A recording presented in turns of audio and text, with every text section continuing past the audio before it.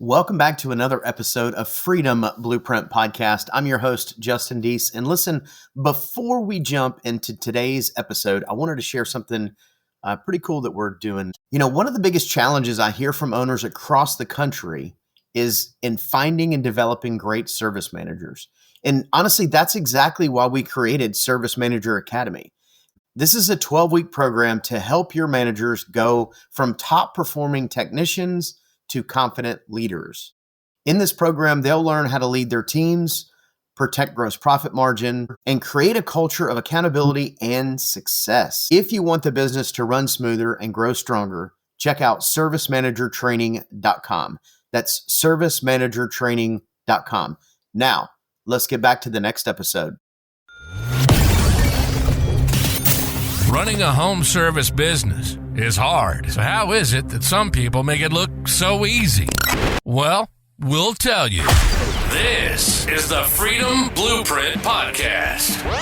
It's always good to hear the wins that successful contractors have. But have you ever thought that the best advice would be to hear about the speed bumps they encountered, the mistakes they've made along the way? We're going to talk about the good, the bad, and the ugly. We want you to be successful and avoid the mistakes others have made. Let's get this party started. Welcome to the Freedom Blueprint Podcast. Now your host, Justin Deese. Welcome back to another episode of Freedom Blueprint Podcast. I'm your host, Justin Deese, and today we are hanging out with Joe Cunningham. Joe, what's going on, man? Not much. I really appreciate you having me. We're kind of getting through the worst part of the winter and getting ready for spring. Everything's, even though it's still pretty cold outside, we're looking forward to that happening. So we've got all kinds of things going on here. Yeah, and you're in Houston, so yes. Did you guys get some of that storm that just happened last week? Oh, yeah. My offices are in Houston, but I actually live just outside of Shreveport, Louisiana. So we got about 3 inches of ice and snow up there, and then we just got freezing here. So for here, Houston's a place where it gets to be 60 degrees and people are bringing their plants in off the porch. So, they don't take to cold weather very well. And these houses aren't set up for freezing weather. Everything, all the plumbing's in the attic. They have pipes on uninsulated outside walls. The water heater's in the attic. So, it can be like a plumber's dream here every time it gets cold. I'm in the panhandle of Florida, and it's similar. Matter of fact, we were just out of town last week, and when I came home, I had a couple busted pipes. So everything here in Florida, we're not built for all that cold weather. So listen, Joe, thank you for being on here today. And one of the things I want to kind of dive into is we're going to talk a little bit about Joe's journey in the industry and a little bit about some different businesses that he owns. But I want to make this point before we kind of get this whole thing kicked off. Joe, you've been in the industry for more than 40 years now, and you've seen this trade evolve in crazy ways that most people, haven't seen it, right? Yeah. And what's interesting is that you are evolving with it and you're keeping up with it, man, and you're progressing and one of the leaders in this growth. And I think that's pretty incredible. So thank you for that. Well, the thing about our industries is if you don't progress with it, you're just going to fall by the wayside. Yeah, it's going to run right past you. Yeah. Well, good. So let's journey in the trades. Go ahead. Yeah. No, I was going to say, let's talk about how you even got started in the trades, because I believe your journey started in the plumbing side, correct? Yes, it did. Okay. When I was a little kid growing up, I had an uncle that was a licensed plumber. So I was the oldest nephew. So I got to be designated slave every time he needed help, to get parts and then if we're on a job to go get something to drink at the corner store and that kind of thing. And then as I got older and older, I got past just getting stuff off the truck to where I actually got to do really valuable jobs like digging ditches.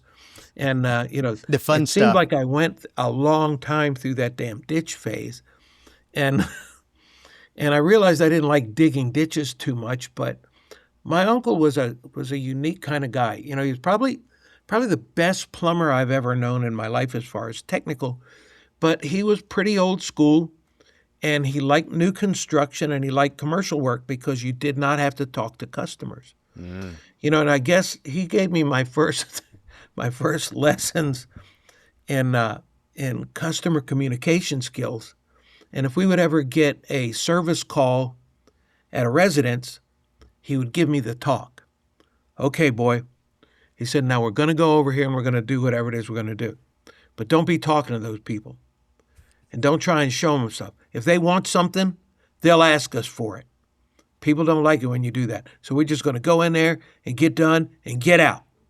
Well, he's my uncle. He's a good plumber. You know, I thought that's the way it was supposed to be. Don't talk to these pesky people. Get out as quick as you can. So that's what we did. And, you know, I ran miles and miles of copper water pipe, and he liked doing old style stuff. We did do some restorations, so he liked cast iron and copper and brass DWV. So, I mean, I can pack and pour a joint with the best of them. He was the best I've ever seen, though. I can do it horizontally and downhill. He could even get that stuff to go uphill, which I never saw anybody do before in my life. But he was absolutely amazing, and he liked doing it. He had a forearm on him like Popeye, you know, and his knuckles from packing and pouring joints with a caulking and packing iron looked like they had a coat and a leather over them. But he was an amazing guy as far as teaching you stuff. But, you know, I realized that I really didn't want to do that because I was seeing the side that I didn't want to. You know, I was seeing the start at 6 in the morning and work all day in all kinds of weather and go down in manholes and do all that stuff that I didn't really want to do.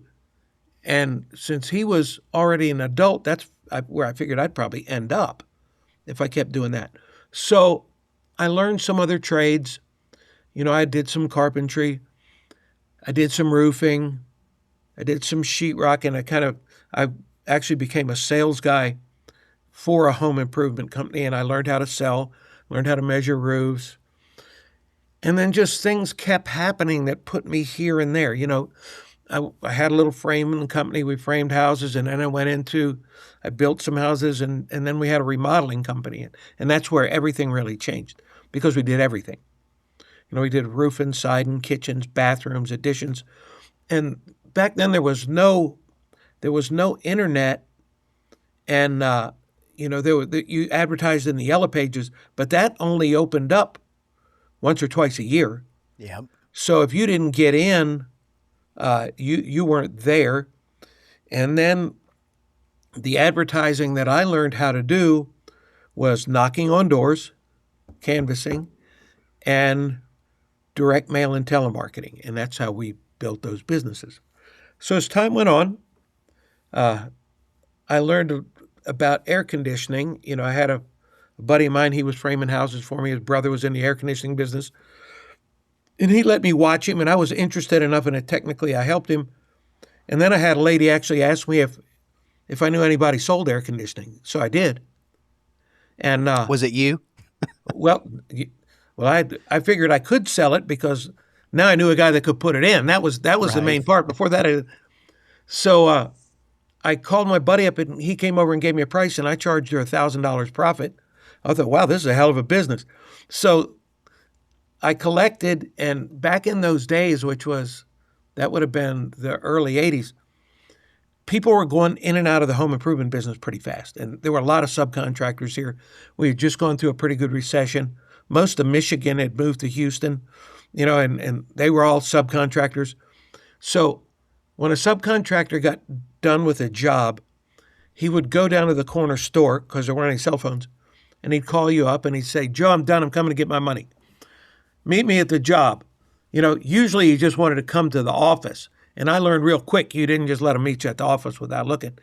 Because if you had somebody put in an air conditioning system for you and you paid him at your office, if it didn't start, you may never see him again during his lifetime. Mm-hmm. So I always met him on the job. So I was paying him in the driveway. I said, hey, Tommy, can you put air conditioning in any of these houses in the neighborhoods? I didn't know. So he said, yeah. I said, well, how much would you charge me? And he said, $720 or $730 a ton. I said, well, that sounds like a good price, but how do I know how many tons you need? He said, well, get in a truck. I'll show you. So we ride around a block. House like that needs 2 tons. One like that needs 3 tons. A big one like you just did with a room addition, that needs 4 tons. So I was fully trained and ready to go to work. And I did that day. And I started knocking doors and selling air conditioning.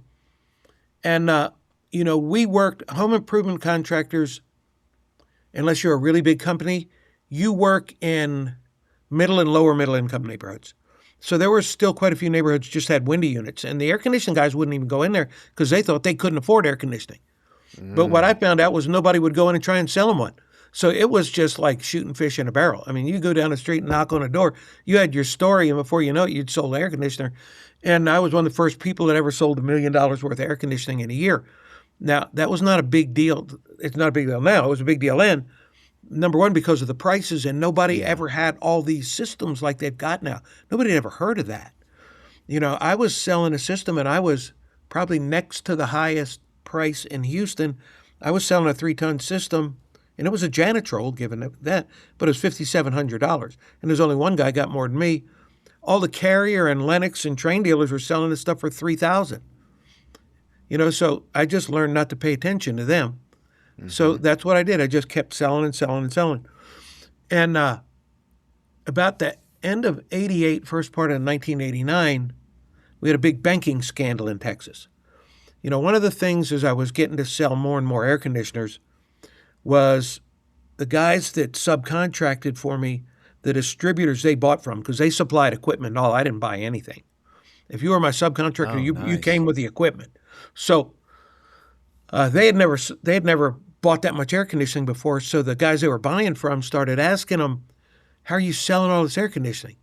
They said, "Well, we ain't selling. Here's a guy's card that sells it. Go ask him." So the distributors and the sales guys, they'd come by and say, "Hey, man, we heard you selling a lot of air conditioning. How do you do that?" I said, "Well, this is what I do." I said, every afternoon, I get in my truck, and then I drive across town. And I find a neighborhood, and I pull up in there, and then I park. And then I get out, and I walk down the street, and I knock on people's doors and ask them to buy this stuff. And you know what? Some of them do. They said, "You can't sell air conditioning like that." I said, "I know you can't, but that's what I do." Well, after about 2 or 3 years, they figured out that I really could. And then all the distributors, boy, they had a deal for me. They'd come by, "You should buy from us. You don't have to pay for us till you sell it. All you got to do is pay interest on it. The subcontractors are charging you upcharge. You buy it cheaper. You make more money. If you ever have an emergency, you have equipment here. And if you sell a lot, we will take you fishing in Mexico." Well, ain't that a hell of a deal? The way I looked at it was I didn't have to buy anything. I didn't have to pay any interest on anything. And I wanted my installers to make some money because if they didn't, they'd quit. I needed them. Right. And my warehouse wasn't big enough to hold 2 tables, and I was making enough money I'd go fishing in Mexico whenever I wanted. So my answer was always no. Well, back to where I was, about the end of 88, first part of 89, we had a big banking scandal in Texas. And one of the things that I didn't pay attention to in the air conditioning business was the financing offered by most major manufacturers. Now, since I came out of the home improvement business, I understood financing really well because we financed over 90% of what we sold. But since I came from the home improvement business, I was financing air conditioning like a home improvement on an FHA Title I home improvement loan. And I had a dealership at 6 Savings and Loans, and that's how I got them financed. And when you had a dealership at a savings and loan, you were actually an extension of the bank. I could come to your house and write the loan right there. That's where it happened. You didn't have to go anywhere. And you had pretty good approval authority if you got to be good friends with the guy that ran the bank. But all of a sudden, all this scandal happened, and they closed every savings and loans down, so I was virtually out of business. And about a week after that happened, the guys from Carrier came by, and they said, "Hey, Joe, we know you're not going to buy equipment from us, but we got a problem, and we'd like you to help us." I said, "What's that?" They said, "Well, we got these 2 contractors, and they owe us a whole lot of money, and we're really afraid they're going to go broke before they get us paid off. So if you could go work with those guys and show them how to sell air conditioning like you and get us paid off, we'll give you this much money." Well, they didn't know I didn't have anything to do. And they said they'd give me what seemed to be a hell of a lot of money to me. So I agreed to do it, and I did. We got Carrier paid off in 6 months. Well, Carrier came back and they said, well, could you put a seminar together and show other people how to do it? I said, yeah. So we put a seminar together. Seminar grew from 4 to 6 to 8 hours. All the distributors in the state of Texas came to see what I was doing in Houston, and they all asked me to go to work for them, which I did. And when I worked for them, I wrote a program called Texas Tough, just for all the Carrier distributors in the state of Texas. Carrier National saw what I was doing in Texas. They asked me to build a program for them and work with them on a program called Value-Added Selling, Value-Added Service. So we did that, and that rolled out nationally. During that time, I was also working with some other people and doing different things. And I met a guy that ran a company called Retrotech, the blower door company. Mm-hmm. Yeah. And they saw what I was doing in the air conditioning business, and they asked me if I could build a selling program for them in the blower door business, which I agreed to do. And then they offered me a distributorship, which I took. So I sold blower doors in Florida, Georgia, Mississippi, Alabama, Louisiana, and Arkansas.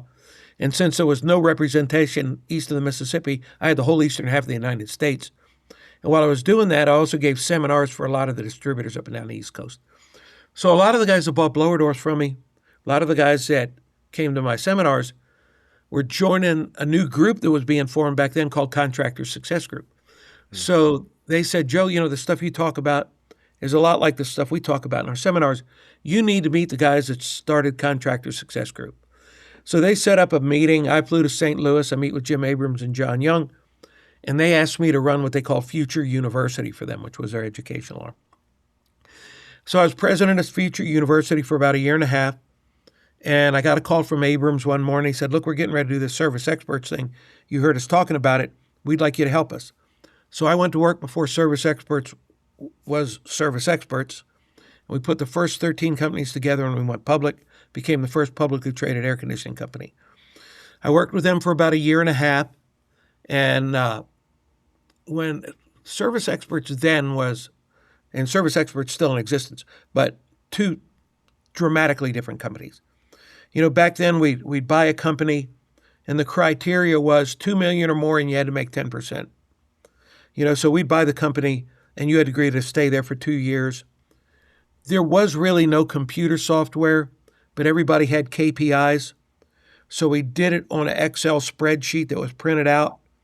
And then you wrote your numbers in there and you faxed them to the headquarters, and you wrote all your numbers on there.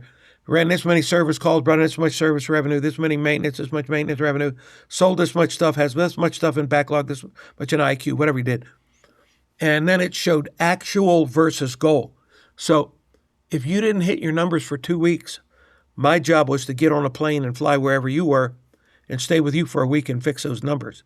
And the next week I'd go to another company, then another company, then another company. I got tired of doing that after a year and a half. I never got to see my wife and kids, so I called up Abrams and I said, I quit. I ain't doing this anymore. He said, what you quitting for? I said, because I'm never home, Jim. I never see my wife and kid. My kid thinks I live at the airport and they pick me up for the weekend. I'm not. You can't pay me enough money to do this shit. I'm not doing it anymore. He says, well, is all you want off the road? I said, yeah. He said, well, we got a deal for you. Now, I don't know if you know Jim, but if he ever says that to you, you might want to ask him what the deal is first. But I want off the road bad enough. I said, okay, what's the deal? He said, well, here's the deal. He said, we got these two companies, and they're not that big. One's only doing $1.5 million. The other's only doing $3.5 million. And they're only 100 miles apart. And both managers just quit, and they're both losing money, and you got to go fix them. You can do that, can't you? So I said, yeah. So I went over there and did that. And then they gave me an opportunity with the train company, because the train company, they said, had 4 TV stations. And they said I could be off the road by doing all my training by TV. So every Tuesday, I would drive to Tyler. They sent in one of those big uplink trucks like they use for the football game, and they just beamed me up. We had 138 companies. So I did the first nationally broadcast and televised training program in the air conditioning industry. And I ran those 2 companies. Well, after about 6 months, they called me up. They said, okay, you got the companies going all right. We got 2 new managers. You ain't got to do that anymore. All you got to do is a TV show. Well, that's all I wanted to do anymore anyway. So I did that for another 6 months, and I got another good news call. We have decided to move everybody back to Nashville. So put your house up for sale and come on to Nashville. Well, I said, no, all I need to do is quit because I ain't moving to Nashville. And it's not like I don't like Nashville. Nice place. Yeah. But moving for my family is not a 3-bedroom house in a subdivision. We got horses, we got cattle, we got farm equipment.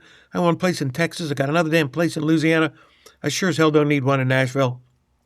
So I quit, and we started working with distributors, mainly Train, and we ended up training students, technicians, and business managers and service managers all over the country. And I've been doing that for quite a while. And then we got into the best practice groups, Service Roundtable, Service Nation. And it's been a wonderful life. I've done lots of work with individual contractors. Service Nation and Service Roundtable was really kind of a blessing because it took me back out of HVAC and into the other industries, plumbing and electrical. And it also let me meet a lot of people from other countries that were regularly coming to the meeting. So I have quite a few customers in Australia, and I usually go there once a year. And most of my customers over there are plumbers. They do a little bit of air conditioning, but the air conditioning business is dramatically different in Australia. It's like Asia; it's all mini splits. And since they're so close to Asia, the market's flooded with the cheap ones. You can go in a big grocery store and buy a mini split. And then they hire a guy off of Craigslist to put it in, so it kind of changes that up a bit. But it's been a great life, and I've had a lot of fun doing it, learned a lot of different things, met a whole lot of people. I've had the opportunity to train more people than anybody in our industry. I used to keep track, and I stopped keeping track in 2008. I got to 35,000, and I think I've trained more since 2008 since then. I've created more million-dollar retail sales guys than anybody, and now in the multi-million-dollar sales guys. I've trained some of the highest producing selling technicians that are in the industry. I mean, I've trained some of them selling $5 million out of a truck. And that's selling $5 million as a selling tech with somebody to do all the work for you. These guys are doing it, and they're pretty damn amazing. Yeah. So it's something I wanted to point out and make sure that the listeners heard, because in the era that we're in right now, technology sometimes, as much as it's supposed to enhance us and our businesses, sometimes it ends up being a roadblock and a not a good thing. But you said, right, like you go to the payphone down the road and you call, but then you also said we didn't have a software. We were using basically a blank piece of paper, or maybe you had, I don't know, something, and you wrote down your Excel KPIs. spreadsheet, that's all it was. And you faxed it. Yeah. So many people get hung up on what software, and software is great, but it is made to enhance your business. And I think that's cool because there's a lot of that. Sometimes people forget that there were successful businesses and there was successful contractors, and people were selling in an incredible way before all this technology. Sometimes all the big corporations in the world started out on paper. Right. And fax machines. And now you can't even find a fax machine. No, there's some doctors have them. For some reason, they want you to fax stuff to them. And I think we got a printer that faxes or something. Colleen does it. I don't know. But I haven't seen many people with a fax machine. But I can remember when people wouldn't get fax machines because they said they didn't trust them. Right. That was too much technology for them. So the business has really, really changed. When I got in and worked with Carrier, it was 1989, so we had tech classes coming in, and some of those guys had been in business for 25 years. That means they started as a tech in 1964. And their idea of customer service, they only had 2 rules, and it was, Justin, if you ever go into a customer's house and they got white carpet, you got to be real careful about where you're spitting your dip. And the next thing is, always try to never strike another person's child. And other than that, everything was good. So it's changed a lot to what we do now. What we do now is so enhanced. But everything we do is built on the basics. Right. There's basics about everything. And you got all these gurus coming up, and they say they invented this new thing. All they did was take the basics and do a twist on it. Right. There's not a whole lot that's proprietary in our industry. Yeah. Jim Rohn always said, beware the man that tells you he's got new basics. Because there is none. Everything is built on what started and human desire and all the things that they do that people think change, they really don't. There's just adaptations of them. And that's what makes it so interesting, and watching all these things that have changed so much. All the new stuff that's come, it's been amazing. So one of the other things that you mentioned before that I think is pretty awesome is thinking about you in a truck going door to door, right? And most contractors nowadays, they wouldn't even consider going door to door. Like that wouldn't even be yellow paint. Like none of those would even be a thing. And you went from a pretty short period of time doing door to door sales of air conditioning to being part of one of the largest roll ups at the time that went public. Like that's a really cool story. Yeah, and even when we went public, there were some of those guys that were still going door to door. And I've taught a lot of people how to canvas that really did well. I don't know if you know Roger Davidston, but he helps a lot of people.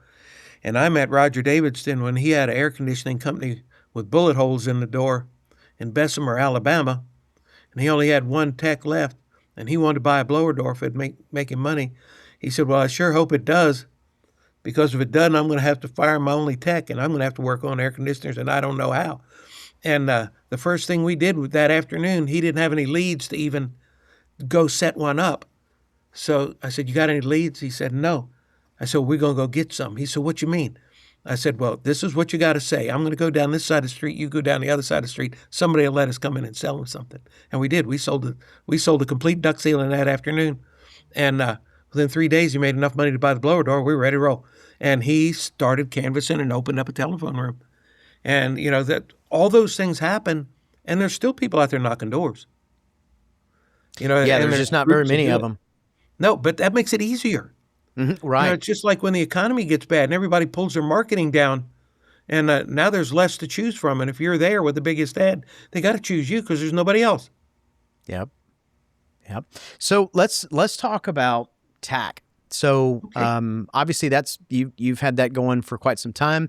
Tell us a little bit about what TAC is and what even made you want to start, which I think the story you just told us is why you wanted to start it. But the trade side of it, when I first got in there, even regular trade schools, there weren't a lot of those.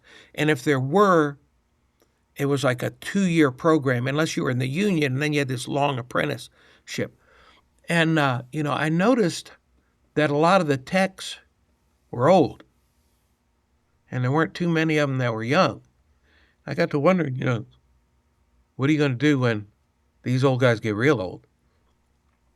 And they had to have some new ones. And everybody talked about, well, we can't hire the young ones because they don't know what to do. Well, there was a couple reasons for that.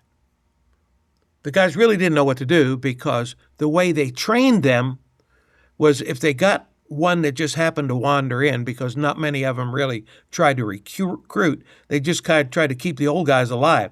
So they'd hire one, and this is how they trained them. Hey, Justin, you ride with Jim. He's the best guy I got. He'll teach you everything you need to know, boy. So you'd get in the truck. Now, Jim might be the best guy I got, and he does almost everything that I want him to do. And Jim would teach you to be almost as good as him because he didn't want you to get better. So we had this never-ending downward spiral of training. So during the Contractor Success Future University thing, one of the guys that really sparked this off was the Hardwicks in Little Rock, Arkansas. And the two sons, I knew the father, Fred, who's the nicest, kindest man in the world. He had 2 sons and a couple daughters. But Alan and Mark ran his air conditioning company, but Mark built the little school to hire and train people in. And he built a curriculum where he could take a guy in 2 weeks and at least get him started. So I always thought that was a great idea, and I talked to him about how he did it. And we went back and forth, and I did a lot of study on what people needed to learn. and what was missing in the schools and why they didn't learn, because I've been lucky enough in my life to have a lot of mentors. And one of my mentors was actually a brother of one of the first ones. And this guy had a degree in neurolinguistic programming, so he understood. Okay. Yeah. He understood how people thought, and he also understood how he learned, which was very valuable to me in my career. So in learning that, it allowed me to put a training program together where I could train a tech in a very short period of time. And I knew that I could take a guy, if he could spell AC, by day 10, I could make him a maintenance tech. Now, right now, our entry-level test is a little harder. They have to be able to spell AC and know what number to dial for 911. If they got that, they're in. So don't ever ask them to spell furnaces, too many letters. But we get them started, and in 10 days, we teach them to become a better-than-average maintenance tech. And the way we do it is we have our curriculum set up so it's about 30 to 45 minutes in class. We take that topic, and then it's let's go do it. And then they come back if they learn how to do that, another 30 to 40 minutes in class, and then let's go do it. Now, we also bring them along step by step. We actually have 3 labs. One has dead equipment. I don't want them touching anything that's got electricity in it.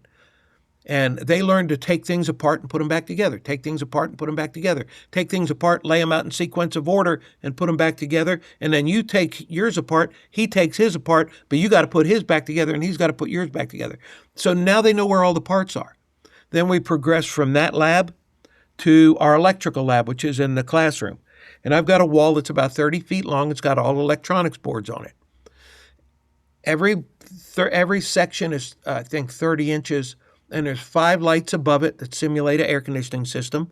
I knock all the power down to 24 volts so they don't kill themselves. And they learn how to build circuits. First, they learn how to build a simple circuit, just make the light turn on. Then they learn how to wire in series. They learn how to wire in parallel. And we made the panel boards out of plywood because we start screwing components on there. Screw the contactors on, make it come on. Put a thermostat on there, make the contactors turn on by themselves.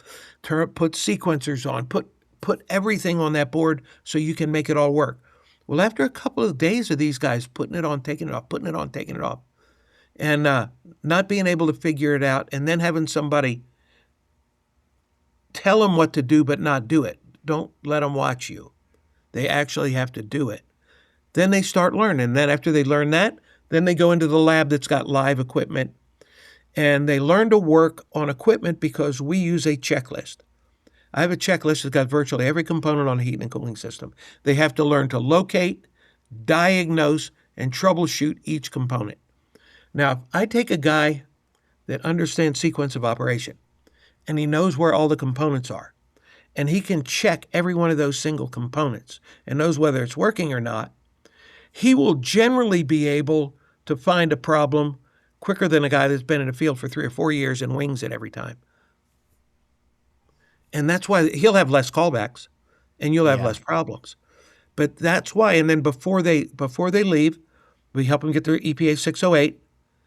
We're starting to get them the A2L certification, and they learn how to braze copper. So with that skill set, we give him a set of tools. He's got a basic set of tools that he can go back to the job with. There's no learning curve. Like you're going to give him a new set of gauges, and he said, I never use this kind. That goes away. He's got gauges. He's got meters. Let him use that till he gets used to it. You want to give him digital gauges? Good for you. Let him get comfortable with all of this stuff. If he can get good with these, he can get good with anything. And then we give him what we call the truck book. The truck book is a binder because every day as the guys come in, they add another day's training into their book. Colleen fixed them a great big, it's about a 3 or 4 inch binder, and every day is a new session. And what really makes it work is at the end of every day, we give every student what we call a personal learning experience form. And he has to fill it out. This is what we went over today, and this is what I learned. This is what I think will help me most in my career. This is how I plan to put it in place. This is what I think we need more review on, and these are the things that I didn't understand real well. So my instructor at the end of the day goes through all those forms. See, I can ask everybody, Justin, did you get everything that we went over? Well, there's 10 other guys in there looking at you. You don't want to sound like a dummy, so you just say yes. So yeah, got it all. Yep. That's right. But if they write it down and nobody can see it, then the instructor comes in and he'll say something like, guys, sometimes when I'm going over 24-volt wiring, I like it so much and I know it so well, sometimes I get in a hurry. And I'm afraid I might have gone too fast for some, and I want to make sure everybody gets it. Right. So let's do that first. So every morning starts off with a review of what they didn't get yesterday, and then we can go forward. And that's why they learn so much. And then they get the truck book at the end. The truck book is a troubleshooting guide. And it has a section in there that says, before troubleshooting any problem, or before working on any equipment, check this, check that, check this, power here, power there. They check all that. So now they know reasonably well what's wrong. Then it's the next step. Condenser runs, furnace doesn't. Common problems, how to troubleshoot them. Furnace runs, condenser doesn't. Common problems, how to troubleshoot them. And it goes all the way through. Heat pump won't heat pump won't cool. And then we've got 24-volt problems and refrigerant problems. Common problems, how to troubleshoot them. So now this guy, if he takes his book, he's not doing this.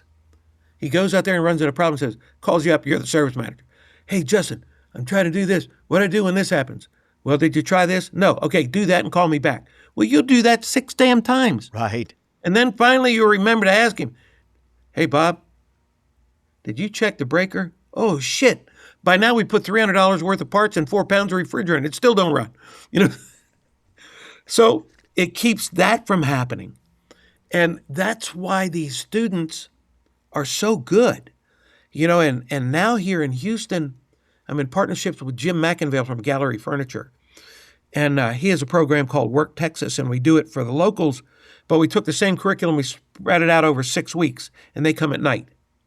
And it's Monday through Thursday from 6 until 10. But Work Texas, it's such an amazing program. When they go through there, they pay their curriculum, they buy them the tools, and when they leave, if they get hired by a contractor, they'll pay 50% of their wages for 6 months. It's absolutely amazing what they do for the guys in Houston. Well, and I'm really I think going to try and scale that myself in several other places. Yeah, I think the other cool thing about the program that you have is most technicians, they're not, but a large majority of technicians, they're tactile learners. So they want almost like muscle memory. They pull up to a house. It just needs to be automatic on what they go to first, because you're right. I mean, there's so many times where they'll start at, step 4, 5, 6, and really had they started at step 1, it would have been a simple problem, and they could have moved on, which that is great. And here's the other thing too, because I do want to dive into the home service checklist, because you mentioned checklist before, and I definitely want to jump into that. And I'll say this for anybody listening, I will have all the contact and all the information in order to get more information about TACT and how to get your technicians enrolled, because if you're not using it, you're missing out. It's costing you money by not having your technicians go through this program, because they're going to come back and they're going to know legitimately how to do the basics. And that's really, we talked about earlier, there's all these new inventions and things, but really it all just comes down to the basics of that. Yeah, they even learn how to run a service call the proper way, how to talk to the customer and do those things. And that's fantastic. For your listeners, we will send them a little scholarship certificate to cut down that tuition for them too. Oh, awesome! All right, so we'll definitely make sure and have all that stuff in the show notes. But let's shift gears a little bit, because I want to talk about the home service checklist. This is a newer adventure for you. Yeah. But I think it is just, again, when you talk about basics and things that get missed, when I think about it, I think about recipes, right? Mm-hmm. And anything we do from sales to repair is typically following a recipe. Following a system is following a recipe. And sometimes people get rammy and they forget to do a step. And you think about when you bake let's say a cake, if you replace sugar with salt, you get a completely different outcome. So sure will. Let's talk a little bit about the home service checklist. Like, what was the idea behind it? And then tell us a little bit about it. Okay. Well, here's what started it. I've been a checklist person for a long time. So I've always had a checklist for technicians to follow and that they could use as a guide as they go on a call. But the issue with a checklist and just giving it to them was this. I could stand in front of them and say, you had an air conditioning company, you hire me, we're going to introduce a checklist to them. And I go over and say, we got a checklist so you don't miss anything. What do you think about this? Should we do all this? Do you think we should do anything else? So they all get the buy-in. Say, okay, guys, do you agree that this would help you in the field? Yeah. Okay, so will everybody do it? Let's see how this works. Okay, well, that's how we started. And the intention was they're going to do it all. But in reality, the guys did what they liked to do, and there was always some kind of reason not to do the stuff they didn't like to do. And it didn't matter. Too hot, too cold, too early, too late, the moon was in the wrong phase. I don't know. But there was always this reason, even though it could have been the most profitable task on the job. So then the contractors that I worked with say, well, that checklist's great, Joe, but the guys are leaving stuff off. I said, okay, well, here's what we're going to do. We're going to require pictures on the really valuable stuff. That'll do it. Require pictures. Now, the first pictures, they had to use the Polaroid cameras because this goes back a long time. Cell phones didn't take a picture. A lot of people today don't know that you can actually talk on a cell phone. They think it's like a typing machine that takes pictures. Kids don't even know how to use that. So, but we had to take pictures like that. So they just put them with the rest of the thing, and you'd have a picture of what they did. And, some of the guys got very creative.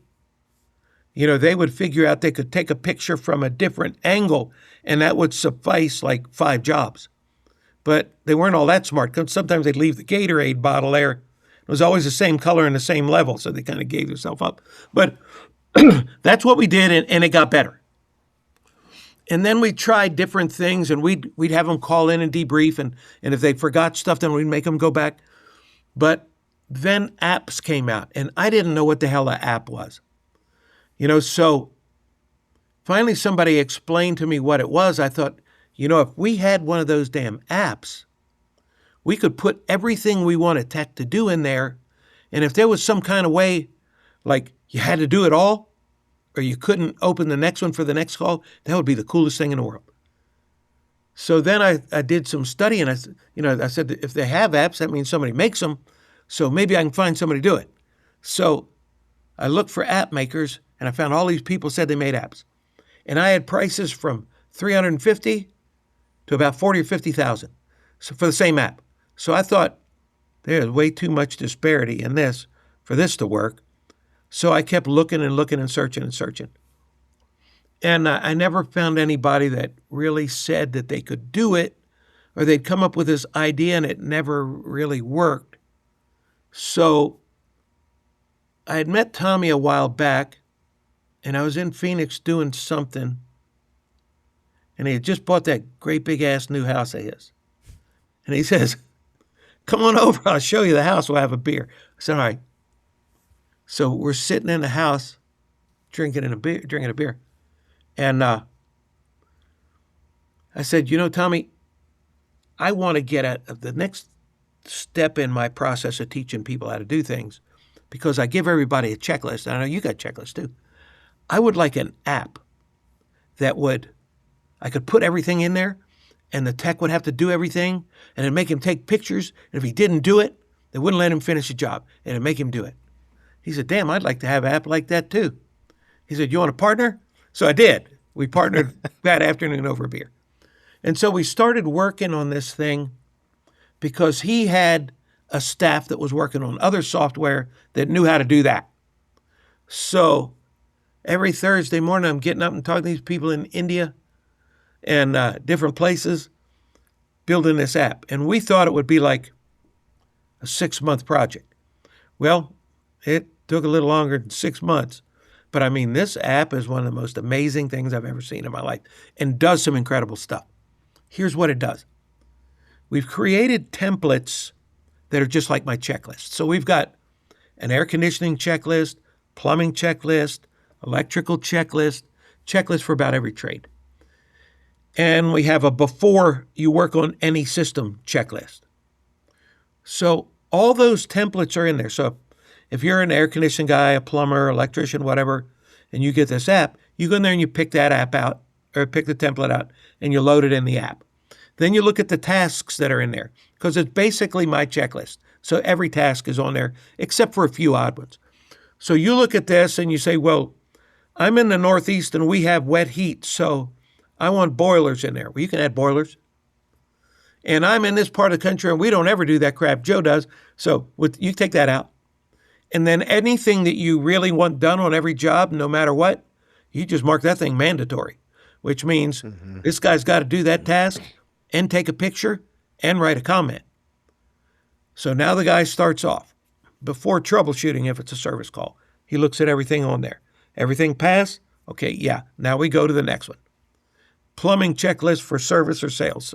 HVAC, it doesn't matter. He goes down there, every one, and if he doesn't do one of the things that I mark mandatory, like if he doesn't take a picture of it, we make our techs pull the whole blower assembly on every call, no matter what. It's coming out. Because I find that 35% of them need to be cleaned, and I got techs say, well, I could see it. Well, I lost my x-ray vision while I was leaping tall buildings in a single bound. I can't see through the side, so I make them pull it out. I can't find the 35% if we don't pull 100%. So we clean a lot of blower wheels. And that is a mandatory task, so you have to take the blower assembly out and take a picture, because that picture is going to allow you to make a presentation. And we sell a hell of a lot of blower wheel cleanings. But when he does this list, he gets done with his task list, he hits summary. Well, AI will write him a summary of everything that he did and everything that he found. But if you didn't do whatever I had as mandatory, you can't close it out. It won't summarize it. It takes you right back to that box, like you're filling out a form on the internet and you got to fill it out. It takes you right back there. You can't summarize it. So now the tech's got a list of everything that's wrong. Now, if you have techs that sell, he can sell from it, make his presentations, or if you do what I think is a better choice, which is call-by-call management, you hit the next button which says send to office. So now if you're the senior service advisor in the office, you get his checklist with all the results and every single picture and every comment before he ever talks to the customer. So now you've got that. He goes to the truck and goes over it with you. Then you call the customer and say, hey, Ms. Johnson, this is Joe. I'm the senior service advisor over at your air conditioning company. And my tech, Jimmy, as you know, is working on your house. And he found some things that he was kind of concerned about. So he called me and told me I had him take some pictures. And quite frankly, after I saw those pictures, I was pretty concerned myself. Would you mind if I shared that with you? 100% yes. Right. A customer's never going to say no. I've never had anybody tell me no. Right. And then you, as a better salesman, sell the job. But Jimmy's there to show him. So you can say, hey, Jimmy, why don't you show Miss Johnson this? Why don't you show her that? You got that picture, show her this. So you are orchestrating this play. And you show the customer what's going on. Every one of your tickets go up. Every one of your callbacks go down. Your turnover rate goes through the roof. You leave nothing out there. And this checklist does it for you. Now, I'm also about 3/4 of the way done in building a knowledge base, because this is where the green techs really shine. Now, they already know how to do the task, but sometimes they forget. So we're adding a button on the side that's going to be a knowledge base button. I call it, I forgot how to do this damn task button. And you push that button and a PDF or a video will come up and show you how. I don't remember how to hook my gauge up. I don't remember how to figure subcooled superheat. I don't remember how to do this. I don't remember. It teaches you. So there's no screw up. So we can use greener and greener text. So you send these guys through 10 days of training, and it's 10 days nonstop. They don't get a weekend off. I mean, have you ever sent a tech away unsupervised with a company credit card for a weekend on his own? I mean, you'd be surprised the charges you get. So we just don't do that. But that's how that checklist works, and it's doing some amazing things. You know, the call-by-call management raises your ticket up, and this checklist just compounds it. And I've got guys in little bitty places like Henderson, Texas, Rick at RES. Henderson's not a big place, but my gosh, Rick is a believer, and he's got them using this app, and his tickets are through the roof. Customers are happier. Right. He's able to get his techs to find everything out there. And you know, not finding everything out on the job is really an issue. because number one, that's where your callbacks come from, but that's how you lose most of the customers. Mm-hmm. You know, you're lucky when you get the callback. You're not lucky Right. when they're just really pissed off and they call somebody else. You know, so Yeah, I think it keeps that from that's a happening. good point to make, is that when you're using a checklist, like when you're using your checklist system, now the customer is going to be happy because now everything has been looked at. I mean, that tech is the professional. So how often are they having someone come in the house to tell them what's wrong with their system? And I can tell you, like from my experience, there's a car place that works on my car, and you go, and I've taken it there one time, and they changed the oil, and then by the time I went to go pick it up, I go to pick it up and they're like, oh, I meant to mention this other thing needed to be done. Like, why didn't you tell me that before while you were working on it before I came here? I'm going to pay you more money. You're happier. I'm happier. And it's a better way to do it. So yeah, customers are going to be happier and they're going to pay you more money and be happy to pay you more money. They sure are.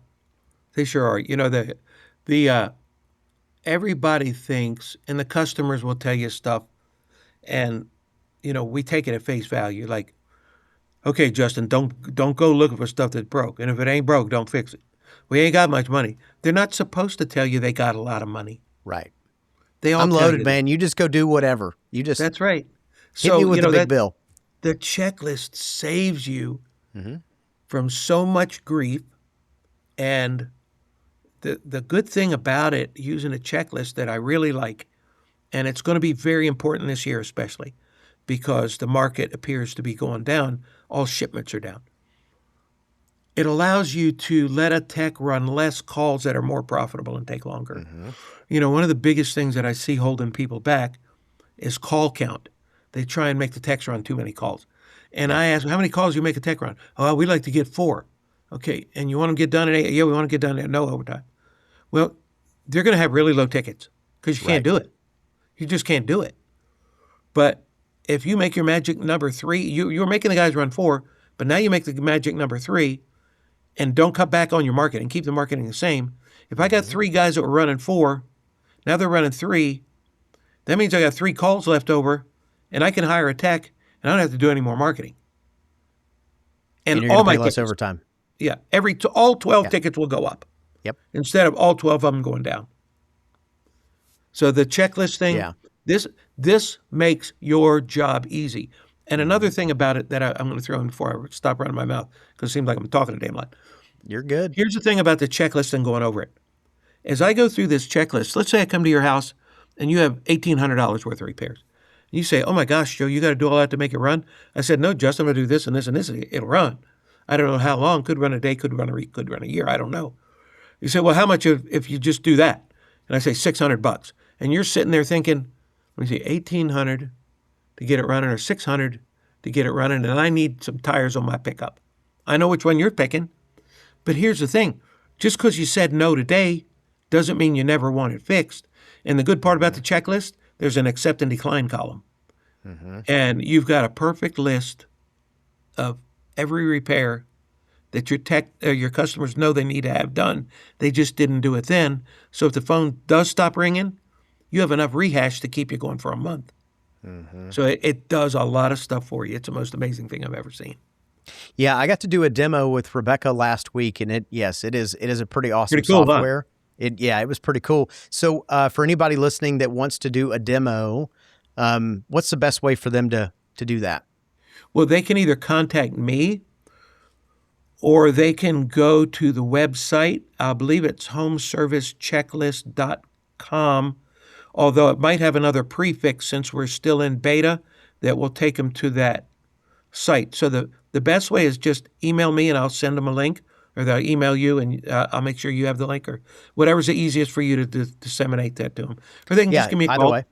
Yeah. Well, and I'll make sure to put it in the show notes too. So in there, you'll have any information, how to access the demo, all that stuff will be in the show notes. So I'm telling you, check it out. It's a pretty cool app, and it definitely will make you more money. It will give you less headache. It's really, when you do have recalls, now you have a really good list of what the customer said no to. So now it's a different conversation when you go in the house versus, well, you were just out here and you didn't fix it. Now it's broke again. Yes, ma'am. But here's the list of things that I said needed to be done. Right. So it's definitely a different conversation. Yeah, So, it's a whole different conversation, 100%.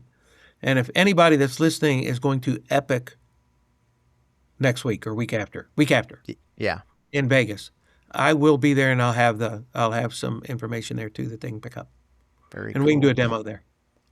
Well, Joe, I appreciate you coming and hanging out. It is awesome to get to hear your story again. I've heard it before, but I love it. I think it's you're such a testament to hustle and grind, and good things happen. And I think sometimes that's forgotten in our world. And I think it's just cool and it's amazing. And I've followed you for a long time. I've known you through a long time. We've met through, I think, probably Service Nation years ago. So, but yeah, I appreciate you coming and hanging out, man. Well, thanks for inviting me. I enjoyed it. Yeah, we'll talk to you soon. Okay, hope to see everybody around soon. Thanks. You've been listening to the Freedom Blueprint Podcast. Information is useless if not applied. So take what you've learned and go and implement it. We hope you've enjoyed the show. If you did, make sure to like, rate, and review. We'll be back soon. But in the meantime, find us on social media at Freedom Blueprint for Home Services and hit the website at www.freedomblueprintpodcast.com. See you next time.